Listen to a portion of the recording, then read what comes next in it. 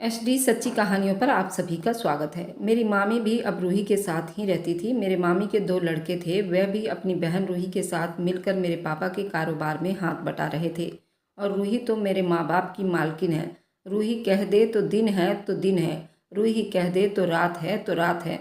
और मैं अपने घर में अपने गुनाहों को रोज़ सुबह अपने सीने से लगाता हूँ और पछताता हूँ। रूही ने तो मुझे माफ़ कर दिया है। रूही चाहती है कि हम सब मिलकर एक साथ रहें। मेरी माँ ने एक मौलाना से पूछा तो मौलाना ने साफ साफ कह दिया था कि दोनों एक साथ रह सकते हैं। गुस्से में दी गई तलाक कभी तलाक नहीं मानी जाती है, सुलह की गुंजाइश होती है। और मैं भी यही चाहता हूँ कि हम सब एक साथ रहें। पर मेरी बीवी तारा इस बात को स्वीकार नहीं कर रही है। उसने कहा कि मैं रूही के साथ नहीं रह सकती। अब मैं अपने पसंद पर थूकता हूँ। मेरी कहानी कुछ ऐसी थी जिसे सुनकर आपकी आंखें जरूर भीग जाएगी। अब सुनिए मेरी कहानी। मैं किसी और से मोहब्बत करता था। माँ ने मेरी शादी ज़बरदस्ती अपने भांजी से करवा दी।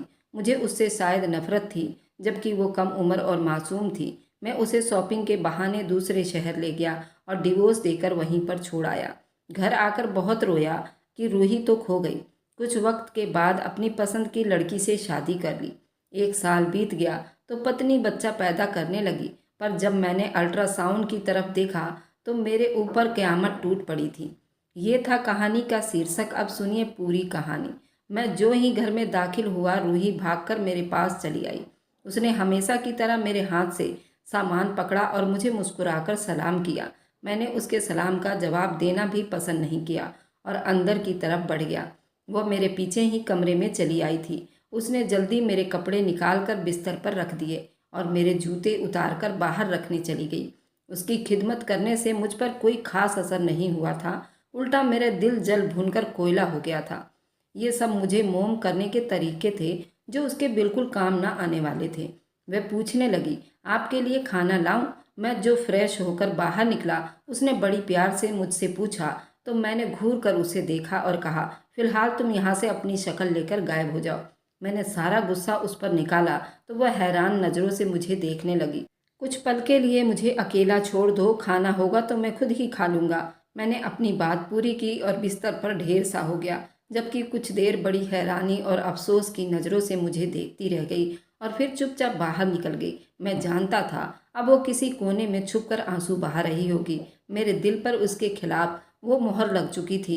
उसको मेरे अलावा कोई नहीं मिटा सकता था और मैं उससे जितना नफरत करना चाहता था वो मैं पूरी कोशिश कर रहा था। मुझे उसके उदास चेहरे, कांपते हुए शब्द और उसकी पलकों पर टिकाए आंसुओं से मुझे कोई फर्क नहीं पड़ने वाला था। मेरा नाम सलीम था और हम लोग बिजनेसमैन आदमी थे। शहर के बीचों बीच हमारी बड़ी सी कपड़े की दुकान थी। पापा ने 2-3 नौकर भी रखे हुए थे। मैंने जो ही ग्रेजुएशन पास किया था, पापा ने मेरी एक ना सुनी और मुझे अपने दुकान पर अपने साथ ले जाने लगे। जबकि पापा का कारोबार था, फिलहाल मुझे उसमें ज़्यादा दिलचस्पी तो नहीं थी। मैं चाहता था कि अपना अलग कारोबार कर लूं या कोई नौकरी करूं, मगर पापा मेरी नौकरी करने पर सख्त खिलाफ थे। उनका कहना था कि नौकरी करके किसी की गुलामी करने से तो अच्छा है अपने कारोबार की तरफ हाथ बढ़ाओ। तुम्हें कपड़ों का कारोबार नहीं पसंद तो मत करो, तुम अपना कोई अलग से कारोबार करने की सोचो। मैंने पहले ही कारोबार करने के बारे में सोच रखा था, मगर फ़िलहाल मेरे पास पैसों की बहुत कमी थी और जब तक मुझे कोई एक्सपीरियंस ना हो जाता तब तक मेरे पापा मुझे पैसे देने को बिल्कुल भी तैयार नहीं थे। उनका कहना था पहले थोड़ा सा काम का एक्सपीरियंस हासिल करो, क्योंकि वे नहीं चाहते थे मैं उनका सारा काम, सारा मेहनत से कमाया हुआ पैसा ख़राब करूं। और मैं खुद भी ये नहीं चाहता था, इसलिए ना चाहकर भी पापा के दुकान पर जाने लगा।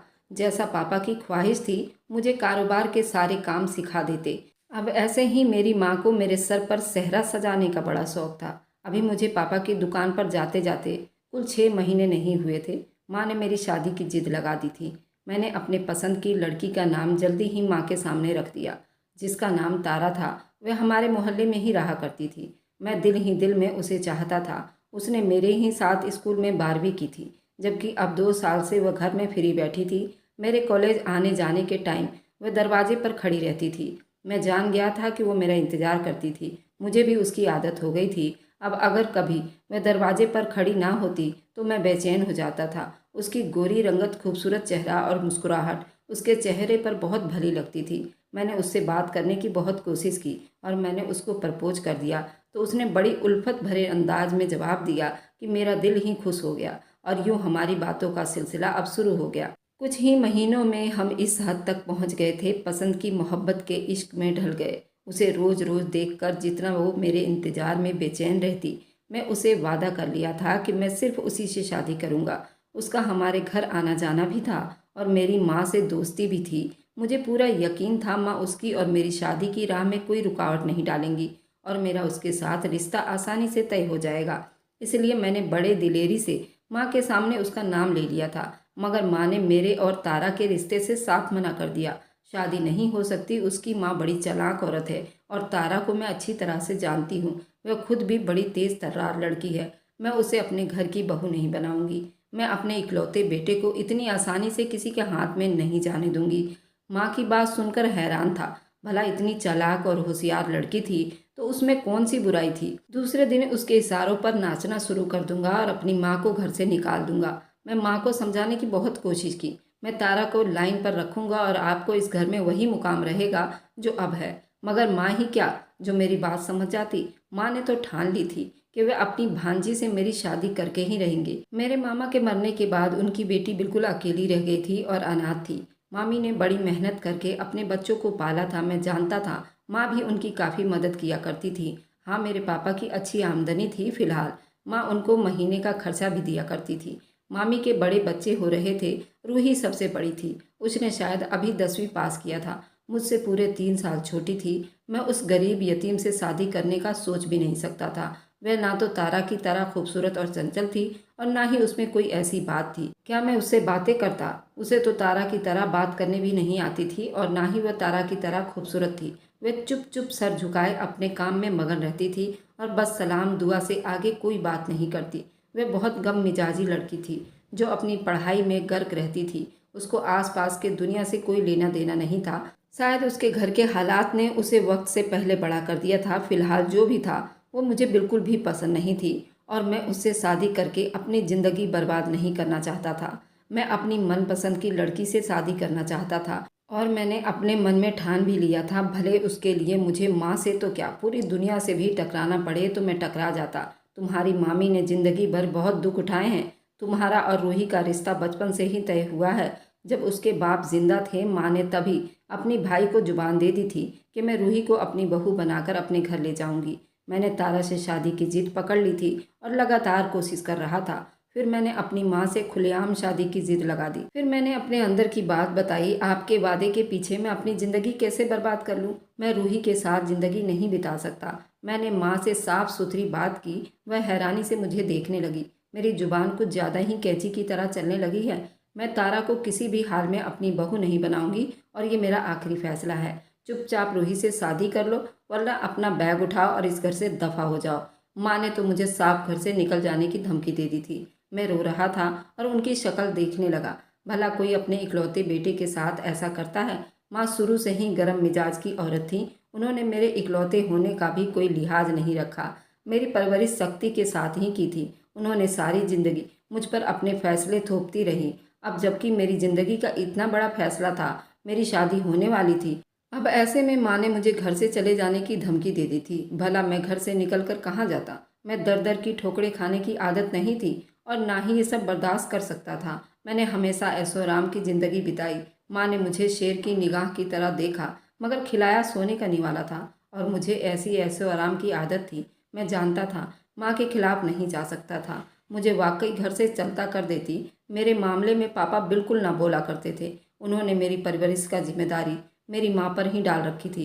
फिलहाल घर में सारा चीज़ मेरी माँ की मर्जी से ही हुआ करता था।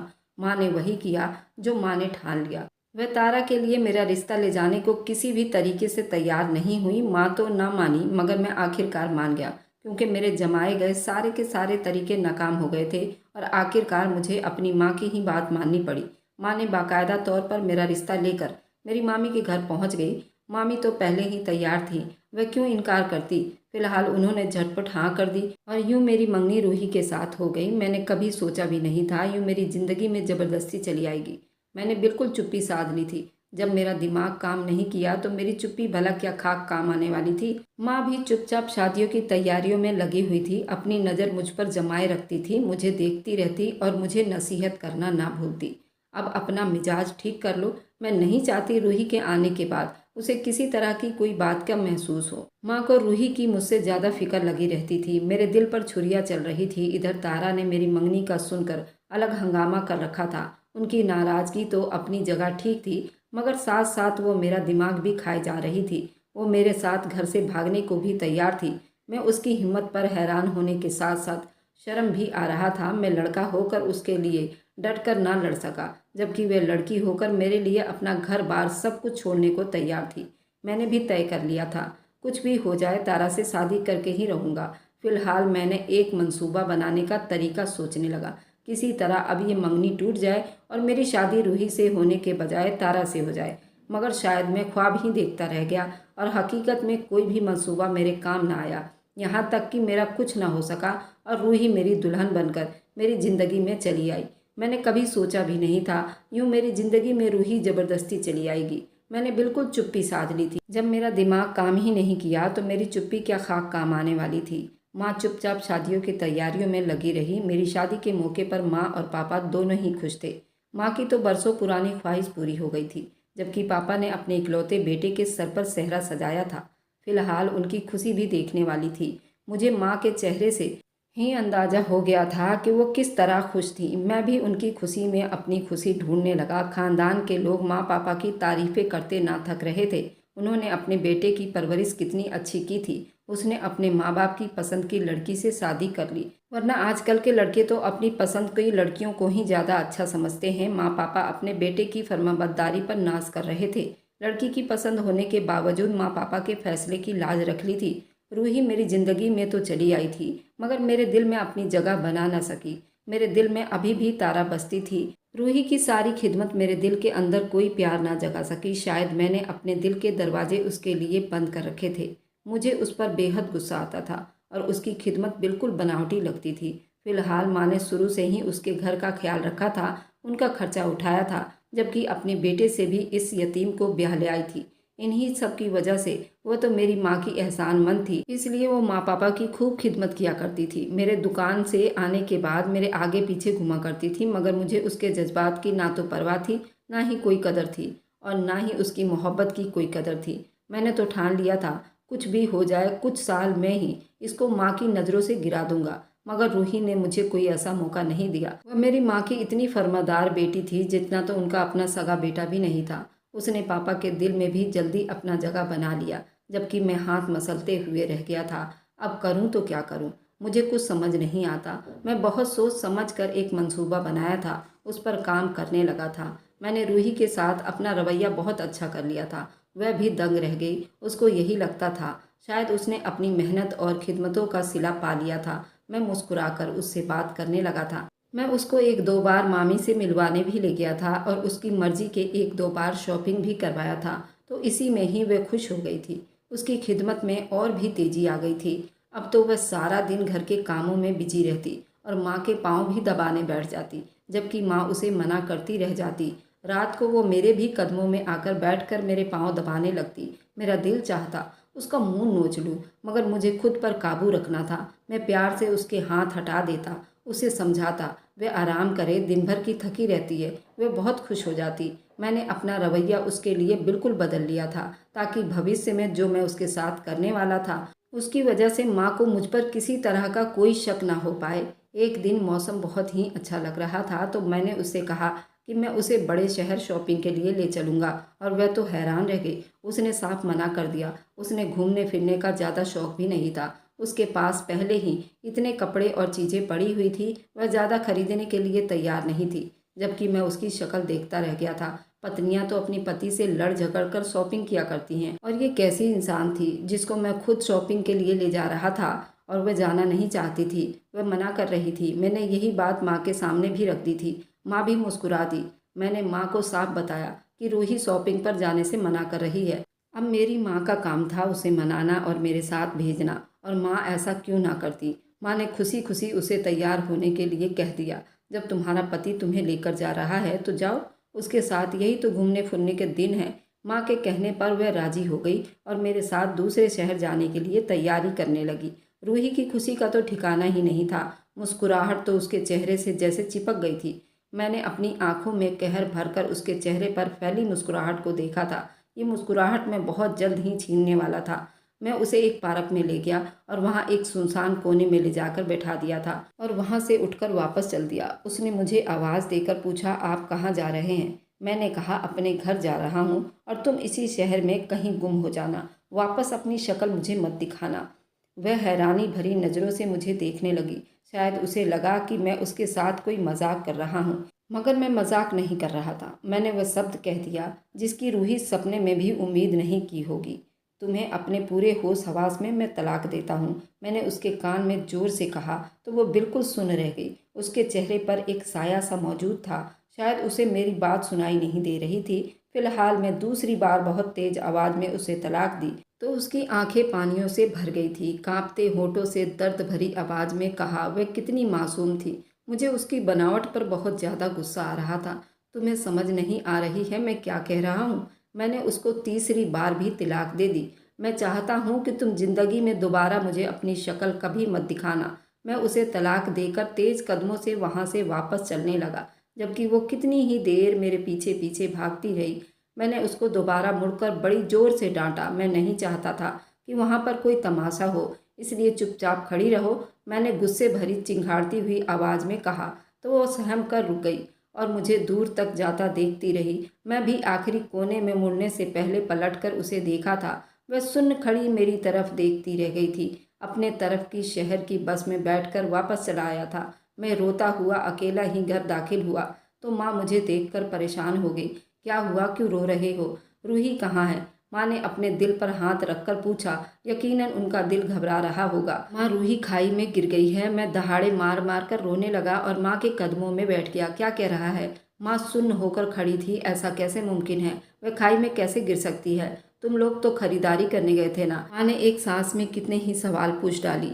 माँ, मैं बता रहा हूँ ना, खरीदारी करने के बाद ही मैं उसे एक रेस्टोरेंट में खाना खिलाने ले जा रहा था और बारिश की वजह से फिसलन बहुत थी। उसका पैर फिसल गया था और वह सीधा खाई में गिरी। और आपको तो पता ही है काठमांडू में कितनी ऊंची ऊंची पहाड़ियां हैं। मैं वहां के पुलिसकर्मी, सुरक्षाकर्मी को भी बताया, पर उसकी लाश बरामद नहीं हुई है। मुझे नहीं मालूम कैसे उसका पाँव फिसला और वह खाई में गिर गई। मैंने उसे बहुत ढूंढा मगर वो मुझे कहीं नहीं मिली, तो मैं वापस चला आया। माँ ने बड़ी बेयकीनी से मेरी तरफ देखा और कहा, तू झूठ बोल रहा है, तुम मजाक कर रहा है ना मेरे साथ? माँ, ऐसा कुछ भी नहीं है, मैं सच कह रहा हूँ। मेरे आंसू ही मेरे गवाह बन सकते हैं। मैं बहुत ज़्यादा आंसू बहाने लगा। मैंने मामी को रास्ते में ही फ़ोन कर दिया था। मामी भी रोती पीटती कुछ ही देर में पहुँची थी। मैंने उनको भी सारा किस्सा सुनाया, पर मेरी माँ को और मेरी मामी को बिल्कुल भी मुझ पर यकीन नहीं हुआ। उन्होंने दोबारा मुझे उस जगह पर ले जाने के लिए कहा और मैं तो पहले ही पूरा मंसूबा तैयार कर रखा था। जहाँ मैं उसकी गुमशुदगी की रिपोर्ट लिखवाई थी,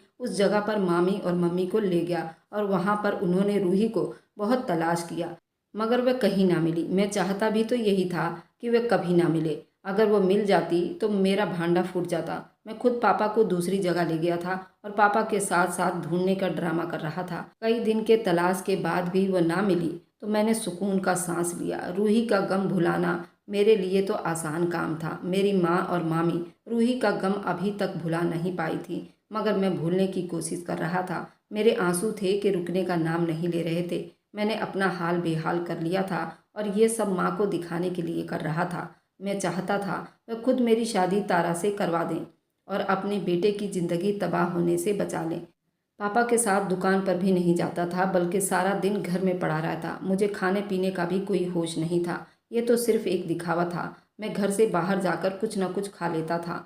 माँ ने मेरा हाल देखा तो उन्होंने यही अच्छा समझा कि मेरी शादी करवा दी जाए। उन्होंने मुझसे शादी का जिक्र किया तो मैंने साफ मना कर दिया, मगर मैं चाहता था माँ फिर दोबारा से बोले और फिर मेरा रिश्ता तारा के घर ले जाएं।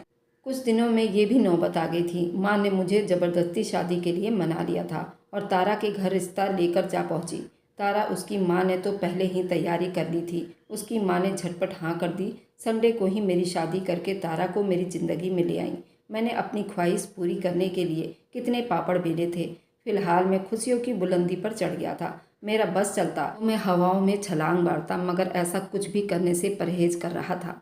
मैं अपनी खुशी जाहिर नहीं कर सकता था, क्योंकि इस तरह माँ को मुझ पर शक भी हो जाता, और अगर माँ को जरा सा भी मालूम होता, माँ मुझे और मेरी पत्नी दोनों को ही कान से पकड़कर घर से बाहर निकाल देती। उस गुनाह के लिए जो मैं कर चुका था, माँ मुझे सारी ज़िंदगी माफ़ ना करती। फिलहाल मैंने अपने जज्बात पर काबू रखा और तारा के साथ अपनी ज़िंदगी की शुरुआत कर ली। तारा के प्यार और खूबसूरती में कोई फ़र्क नहीं आया था। वह ऐसे ही खुश मिजाजी लड़की थी जैसे शादी के पहले हुआ करती थी। उसकी अदाएं बड़ी कातिलाना थी। मैं बहुत खुश होता था, मगर न जाने क्यों माँ के साथ उसकी अच्छी नहीं बनती थी। कुछ ही साल में माँ की तरफ से दबे दबे शब्दों में शिकायत करना शुरू करने लगी थी, मगर मुझे कहाँ परवाह थी। मैं तो उसके साथ बहुत अच्छी ज़िंदगी बिता रहा था। वो मेरे हर मामले में मेरा साथ देती थी। हम अक्सर ही बाहर खाना खाने निकल जाते और रात गए वापस लौटते थे। तारा को बाहर घूमने फिरने का बड़ा शौक था। मैं ज़्यादा कभी घर से बाहर तो नहीं गया था, मगर अब उसके साथ मुझे भी बाहर आने जाने की आदत पड़ गई थी। तारा के साथ 1 साल बीत गए, मुझे पता ही नहीं चला। उसने मुझे अपने प्रेग्नेंट होने की खुशखबरी सुनाई। मैं हवाओं में उड़ने लगा। मुझे इतनी खुशी थी कि अब मेरी भी औलाद होगी। मुझे लड़के की बहुत तमन्ना थी। मैं उसे फ़ौरन ही डॉक्टर के पास ले गया। डॉक्टर ने उसकी प्रेगनेंसी जांच की। अब तो तारा का पहले से भी ज़्यादा ख्याल रखने लगा था। मैं चाहता था कि अल्लाह मुझे बेटा अता करेगा। धीरे धीरे तारा की डिलीवरी के दिन नज़दीक आ रहे थे। मैं उसे चेकअप के लिए डॉक्टर के पास ले गया था। डॉक्टर ने अल्ट्रासाउंड करना शुरू किया था और मैं वेटिंग रूम में बैठकर इंतज़ार कर रहा था। जब डॉक्टर ने उसकी रिपोर्ट बताई तो मेरे पैरों तले से ज़मीन निकल गई। तुम्हारी पत्नी के पेट में जो बच्चा है एक स्पेशल चाइल्ड है। उसके पैरों और हाथों की ग्रोथ सही नहीं हो पा रही है। वह शायद दुनिया में चल फिर नहीं सकेगा। मेरे सर पर तो जैसे आसमान टूट पड़ा था और मेरी खुशियों में आग लग गई। मुझे उसी वक्त रूही का ख्याल आ गया और मैं अपनी गलतियों की माफ़ी मांगने लगा, जबकि अभी डिलीवरी में कुछ ही हफ्ते बाकी थे। डॉक्टर तो अपनी बात कहकर चली गई थी और वे डॉक्टर तो पहले दिन से ही डिलीवरी की चेकअप कर रही थी, और ये जो भी हुआ था बस 1 महीने के अंदर ही हुआ था। डॉक्टर का कहना था 1 महीने पहले तक बच्चे की सेहत बिल्कुल ठीक थी, लेकिन अब न जाने क्यों बच्चे के नसों में खून की दौड़ कम हो रही है। डॉक्टर की बात सुनकर मेरा दिल कांप गया था। अगर मेरी बच्ची ऐसे पैदा हुई तो मैं तो जीते जी मर जाऊंगा। मैं अपनी आने वाली औलाद के बारे में सोचकर बेहद परेशान था। मैंने अपने बीते हुए कल में जो किया था, मुझे उसकी सज़ा मिलना ही था। मैं रूही के साथ कितना गलत कर चुका था, और अल्लाह ने अगर मुझे बेटी अता की तो मैं उसकी हिफाजत कैसे कर पाऊंगा, जबकि मैं खुद किसी के बेटी के साथ बड़ी नाइंसाफ़ी की थी और ज्यादती कर चुका था। शायद दर्दनाक ही पल था। मेरे तो जिस्म से जैसे लहू दौड़ना बंद हो गया था, बिल्कुल सूखा पड़ गया था। मुझे अपने गुनाह का एहसास हो गया था। मैं अपने रब को कैसे मुंह दिखाऊंगा और अपने माँ बाप का सामना कैसे कर पाऊंगा। रूही की तबाही बर्बादी के पीछे मेरा हाथ था। कोई अपनी बीवी के साथ ऐसा कैसे कर सकता था जैसे मैंने किया था। वह मेरी बीवी ही नहीं, बल्कि वह तो मेरी माँ की सगी भतीजी थी।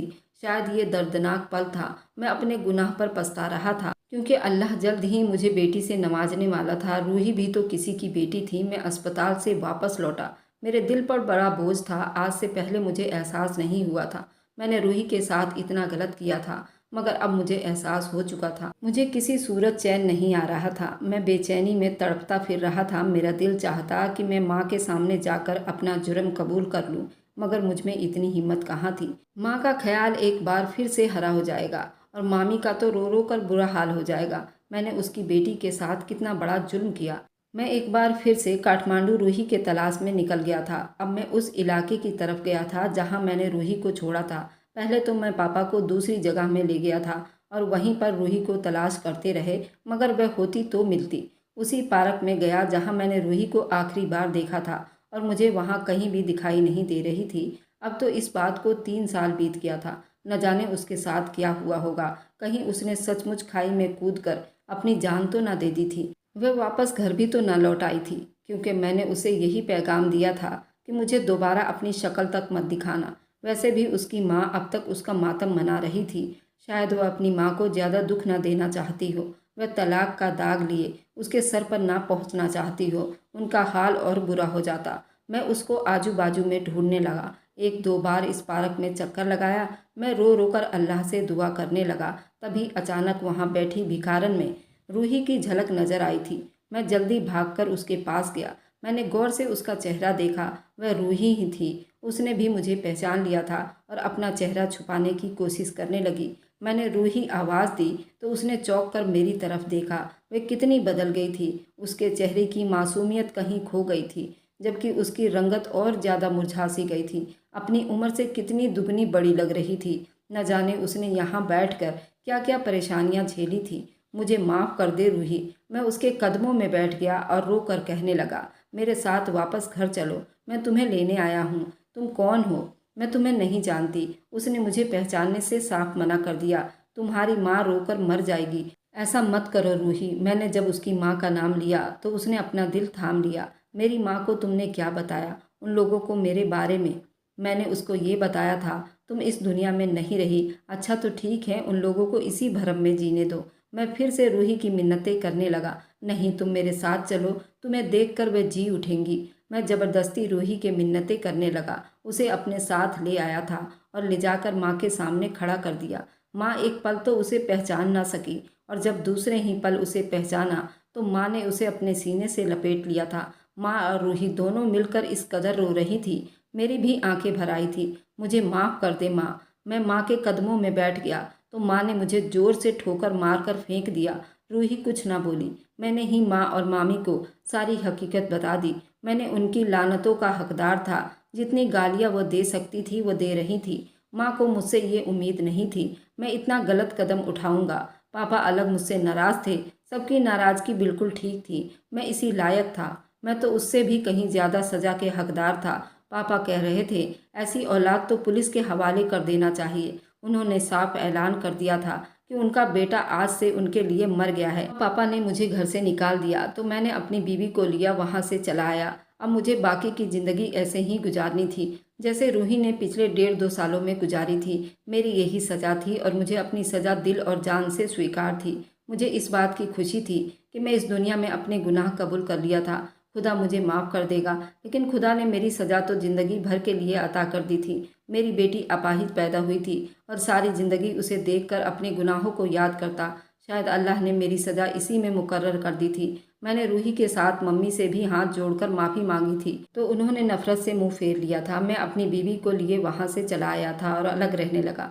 मैंने एक जगह नौकरी भी शुरू कर दी थी, मगर उस तंगी में मुझे अंदाज़ा हुआ मेरी दूसरी बीवी मेरे साथ ज़रा भी खुश नहीं थी। उसे तो बस ऐशो आराम चाहिए थी जो उसे मेरे बाप के घर से मिल रही थी, जबकि मैं वह सब ऐशो आराम देने के काबिल नहीं था। तारा अब मुझसे रोज़ रोज़ लड़ती, मुझे बुरा भला ताने मारती। अल्लाह ने जल्दी ही हमें एक बेटी से नवाज दिया था, मगर बेटी पूरी तरह से अपाहिज थी। न चल सकती थी न बोल सकती थी। मेरी बेटी 2 साल की हो गई थी मगर चलने फिरने से मोहताज थी। मेरे गुनाह का यही सिला था जो मुझे मेरी बेटी के जरिए मिला था। और मेरी पहली पत्नी रूही मेरे माँ और पापा के साथ रहती है और पापा के कारोबार भी वही संभालती है। अगर आपको आज की कहानी पसंद आई है तो वीडियो को ज़रूर लाइक कीजिएगा और अपने दोस्तों के साथ शेयर भी कीजिएगा। और हाँ, अगर आपने अभी तक हमारे चैनल को सब्सक्राइब नहीं किया है तो ज़रूर सब्सक्राइब कर लीजिए। मिलते हैं हम अपनी कल की एक नई दिलचस्प कहानी के साथ। मुझ पर सदा अपना प्यार और स्नेह बनाए रखें। सभी को मेरा प्यार भरा नमस्कार दोस्तों।